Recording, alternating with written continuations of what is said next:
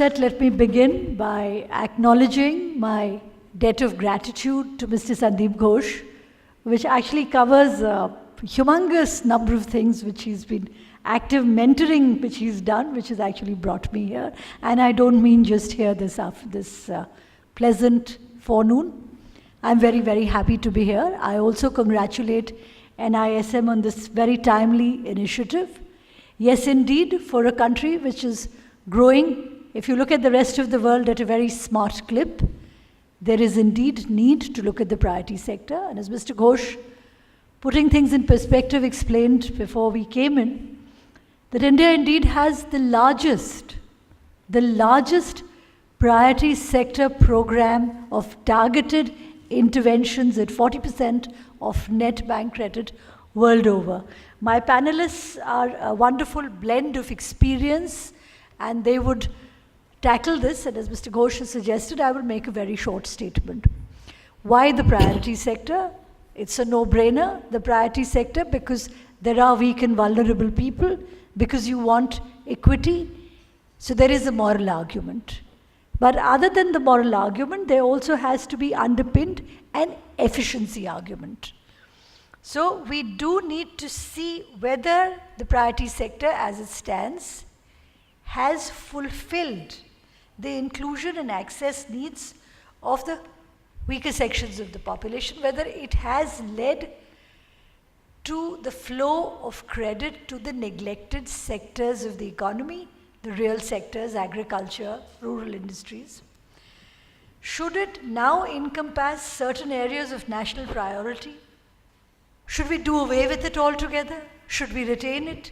And if we retain it, how should we retain it? Should we carve out sub-limits? Or is that just putting lipstick on the pig? Should we look at it more drastically? So, I'm not here to suggest how best we attain the targets. I'm simply here to tell you that these targets have indeed worked. There is a need today to increase employment, create basic infrastructure, improve the competitiveness of the economy. Why? Because we need a larger multiplier effect on growth and development. In other words, the priority sectors are those sectors which traditionally have done so and which now can stimulate greater economic activity in many other sectors consistent with the dynamics of rapid exponential economic growth which everyone in this room is really looking at. So, we do need to ensure adequate credit flow to areas of national priority, MSME, agriculture, and we need to do this fast. Our Prime Minister is a man in a hurry. The nation is a nation on the move, and there are no prizes for guessing why we need to restructure this. Having said this, let me say also that the impact evaluation of researchers, both internationally, Harvard has done research on this, several other countries are engaged in researching our model of PSL, has shown that there is a positive elasticity of credit to output, a significant and positive impact of total and direct credit on agriculture output, ceteris paribus of course, but then again, statistically there is a non-significant impact for indirect credit growth. Agriculture, I have some very real concerns. There is a pattern of decline in the 1990s with a recovery in the 2000s, but it remains broadly at 16%. The priority sector target is 18%, and direct lending has hovered in a band between 11 and 13%.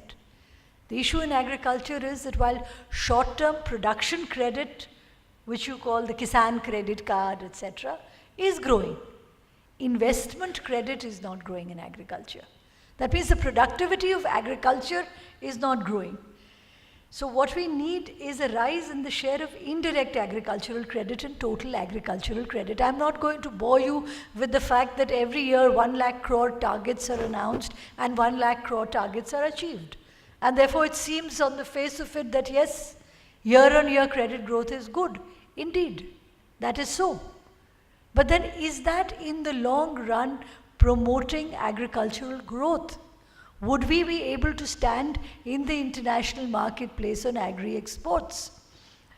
So continued underrepresentation, and at the same time, you see, the priority sector is meant to focus on whom? Does it focus on the sugar belt, or does it focus on the small and marginal farmer? No prizes, small and marginal farmer.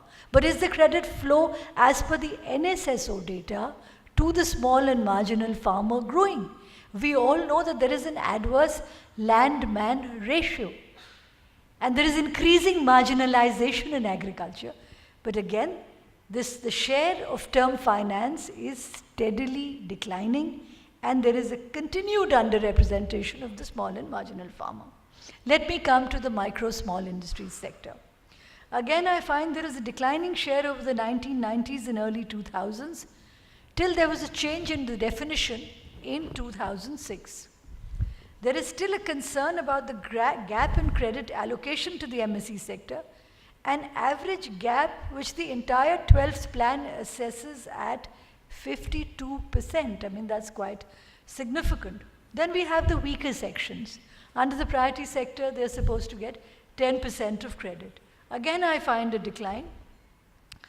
Concerns remain about smaller credit needs, small farmers, small industry, tiny within the MSE sector, not growing enough. And there is no focus on value chain financing. You know, we all talk of farm gate to food plate, but that's not really happening. Now, outstanding credit to medium enterprises over the years has increased. But why is it that the number of new units financed, the new medium enterprise units financed, the new small units financed, shows a steady decline? I find a conundrum here, which I'm going to look to my panel to address. Now, the credit to the medium enterprises as a proportion of non-food credit is less than half to 2.5% from 5.4% in April 2007. So between April 2007 and November 2013, there has been a decline. So then, should we look at the medium enterprises? Should we consider including them? Because my own view is, and this is my personal view, not necessarily the view of the Reserve Bank, that if you finance a lot of tiny enterprises, maybe you're going nowhere. But if you link them through processes of ancillarization, for some reason we were talking a lot about cars in the morning. So let me just go back to that example. If you're going to build a windshield wiper in isolation, and you have no forward and backward linkage, there's no one to buy your windshield wipers, you're again going nowhere. But if you're going to be an ancillary for the Maruti or for the Skoda, then yes, whatever you build has a market.